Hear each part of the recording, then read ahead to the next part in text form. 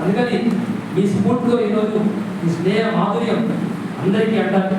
So మొత్తం అంటే అన్ని కర్మశాలకు దూరంగా ఉండేది స్నేహం మాత్రమే. అది కులమతాలకు అతీతంగా ఉంటుంది.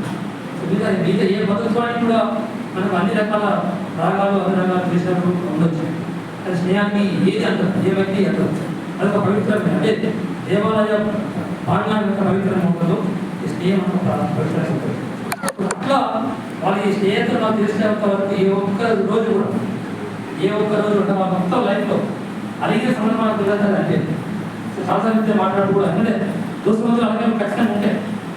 భార్య మధ్య అలకలు ఉంటాయో దోస్తు మధ్య అలకలు ఉంటాయి. సాధారణ జరిగే ప్రతి కానీ ఏ ఒక్క రోజు కూడా వాళ్ళ ఇద్దరి మధ్య కానీ ముగ్గురు మధ్య కానీ అలగాలి కానీ అలగాలి కానీ సో నువ్వెత్తాను కానీ గొప్ప స్నేహం వాడిని కానీ సో వారి నుంచి ఈ స్నేహ భారతత్వాన్ని మనందరం